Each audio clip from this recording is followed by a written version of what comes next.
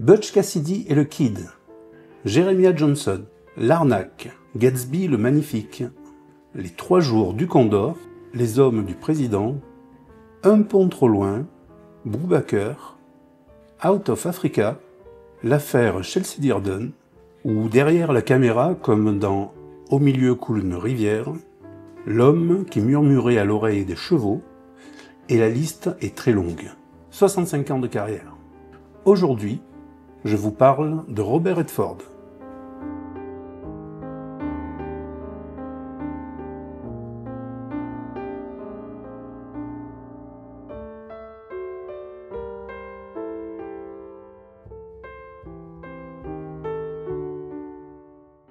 Charles Robert Redford Jr.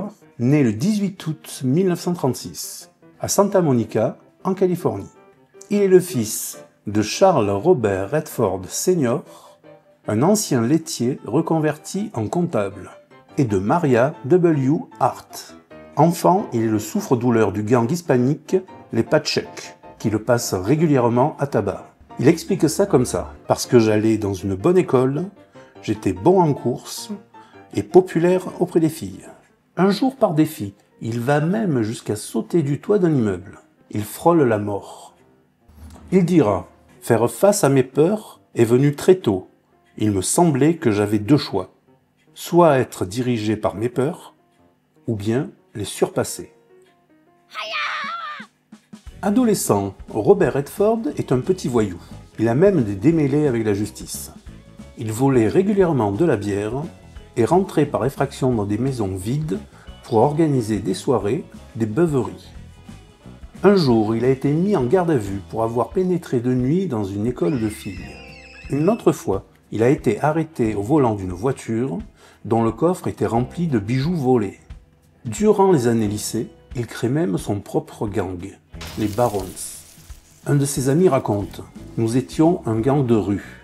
The Barons était notre camouflage pour commettre de petits larcins. » Vers la fin du lycée, Robert va découvrir la fumette. Il participe aussi à des courses de voitures illicites. Et il finira par avoir un grave accident.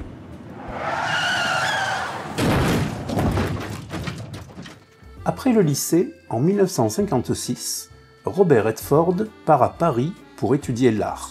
En octobre, les étudiants organisent une grande manifestation.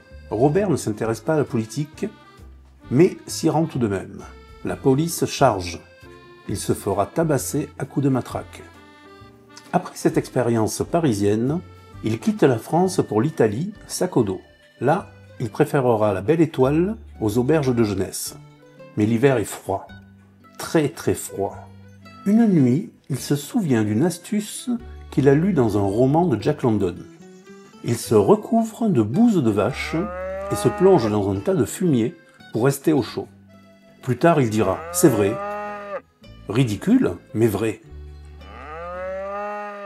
Au début des années 60, après son mariage, la naissance de ses enfants, son début de carrière, Robert Redford est pris de stress. La pression familiale plus la pression professionnelle, c'en est trop pour lui. Il décide alors de partir sur la route en solitaire. Il finit par abandonner sa voiture et continuer à pied.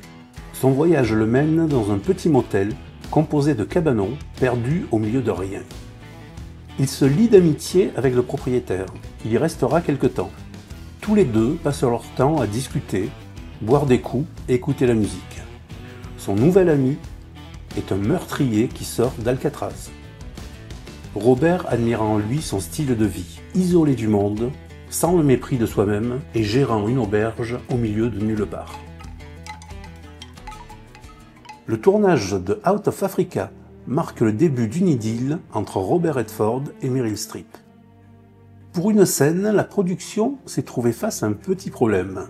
Les autorités kenyanes interdisaient strictement d'utiliser des animaux sauvages pour le divertissement. Les producteurs ont fait venir de Californie des lions dressés. Lors d'une scène avec des lions, Sidney Pollack, le réalisateur, n'était pas du tout convaincu par la performance de la doublure de Meryl Streep. Il lui demande donc si elle est d'accord pour faire la scène elle-même. Elle accepte. Et comme le lion semblait calme et plutôt apathique, Sidney Pollack demande à ce qu'on le détache. Aussitôt, se sentant libre, l'animal bondit sur Meryl Streep, qui par réflexe a commencé à faire tournoyer et claquer son fouet, ce qui a ralenti le fauve. Heureusement, le lion a vite été contenu. Meryl a trouvé cette expérience profondément traumatisante. Si pour Robert Redford le tournage de Out of Africa s'est soldé par une histoire d'amour avec sa partenaire, il n'en est pas de même pour le tournage Nos plus belles années en 1973 réalisé par Sidney Pollack. Redford ne voulait pas de Barbara Streisand comme partenaire. D'après lui, ce n'était pas une actrice sérieuse. Le réalisateur a dû négocier pendant plusieurs mois pour lui faire entendre raison. Il a accepté, mais à une condition, que Barbara Streisand ne chante pas dans le film. Quand le tournage a commencé, contrairement à ce que Redford éprouvait pour sa partenaire, Streisand était sous son charme. Il se dit même qu'elle était très impatiente de tourner les scènes d'amour avec lui. Le jour venu, pour se protéger, pour éviter tout contact, Redford a mis 2 slips. Le film a été un succès. Il y avait même un projet d'un second volet. Mais Redford refusa catégoriquement. Robert Redford nous a quittés le 16 septembre 2025, à l'âge de 89 ans, après une vie et une carrière bien remplies. Et c'est ainsi que se termine la vidéo. N'oubliez pas de vous abonner, de liker, de commenter, et je vous dis à lundi.